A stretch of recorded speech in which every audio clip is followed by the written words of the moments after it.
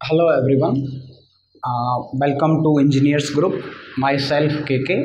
और आज की जो क्लास है उसके अंदर अपन डिस्कस करने वाले हैं कि जो यूनिट फर्स्ट जो अपनी है, अपना जो सब्जेक्ट है अपना building construction and construction material, उसकी फर्स्ट यूनिट के अंतर्गत अपन कौन कौन से टॉपिक पढ़ने वाले हैं, कौन कौन से टॉपिक अपन इसके अंदर कवर करेंगे। तो सब्जेक्ट का नाम तो आपको पता ही, बिल्डिंग कंस्ट्रक्शन कंस्ट्रक्शन मटेरियल की अपन बात कर रहे हैं। यूनिट फर्स्ट का नेम है ओवरव्यू ऑफ बिल्डिंग कंपोनेंट, यानी बिल्डिंग की जो कंपोनेंट जो भी होते हैं, ठीक है। आप कोई सी बिल्डिंग को उठा लो, चाहे आप रेजिडेंशियल बिल्डिंग को उठा लो, चाहे कोई आपकी कॉलेज की बिल्डिंग है, कोई एजुकेशन बिल्डिंग जिसको अपन कहते हैं, या फिर कोई इंस्टीट्यूशन बिल्डिंग है, कोई असेंबली बिल्डिंग है, किसी भी टाइप की बिल्डिंग है, उस बिल्डिंग के क्या क्या कंपोनेंट होते हैं उनके बारे में जनरल जानकारी अपने को होनी चाहिए, तो उसको बोलते हैं अपन ओवरव्यू। तो ओवरव्यू के बारे में इस यूनिट के अंदर पढ़ेंगे। तो पहला जो टॉपिक रहेगा वो अपना रहेगा क्लासिफिकेशन ऑफ बिल्डिंग्स, ठीक है। क्लासिफिकेशन ऑफ बिल्डिंग्स यानी बिल्डिंग को कैसे क्लासीफाई किया जा सकता है, कौन कौन सी तरह की बिल्डिंग होती है as per national building code, ठीक है। ये एक ऑर्गेनाइजेशन है, नेशनल बिल्डिंग कोड, ठीक है।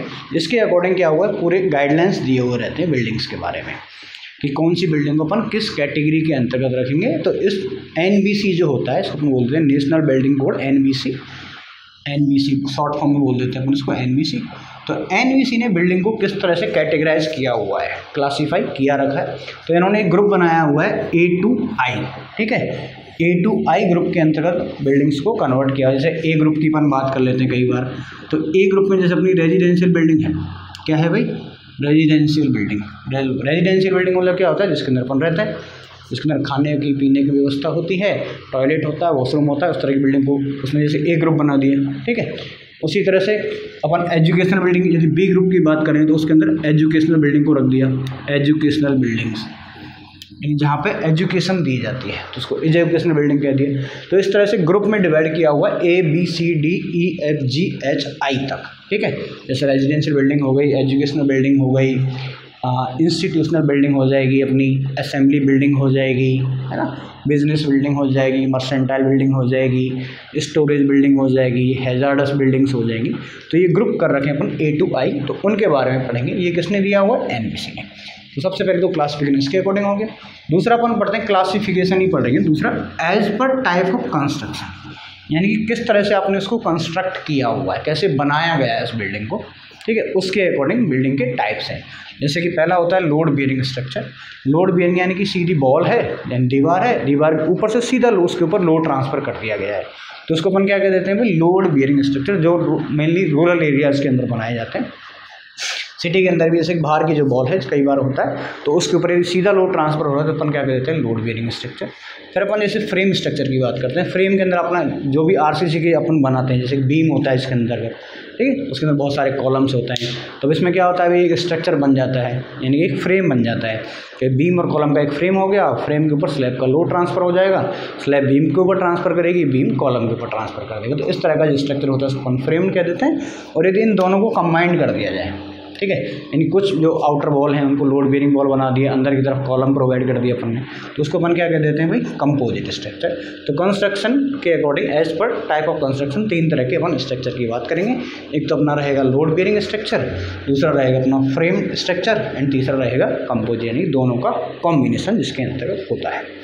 फिर नेक्स्ट टॉपिक को अपन पढ़ेंगे बिल्डिंग के कंपोनेंट्स, यानी बिल्डिंग के कंपोनेंट्स क्या क्या होते हैं। मेनली अपन कंपोनेंट्स में 2 तरह से या फिर 3 टाइप भी अपन कर सकते हैं। जैसे कोई बिल्डिंग बनाते हैं अपन, तो सबसे पहले नीचे से क्या करेंगे, फाउंडेशन बनाएंगे, ठीक है भाई। यहाँ पे क्या होगी, फाउंडेशन होगी नीचे की तरफ, जिसको अपन नींव बोल देते हैं, यानी कि नींव रखेंगे, ठीक है।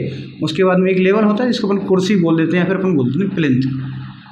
क्या बोल देते हैं भाई, प्लिंथ, यानी ग्राउंड आप देखा होगा जहाँ से अपन गेट स्टार्ट होता है अपना, है ना, यानी धेरी गेट में मेन गेट के जो लेवल होता है उसको अपन क्या कह देते हैं, प्लिंथ लेवल कह देते हैं। तो यानी प्लिंथ लेवल का नीचे का जो पोर्शन होगा वो जो भी होगा उसमें फाउंडेशन के अंदर आ जाएगा।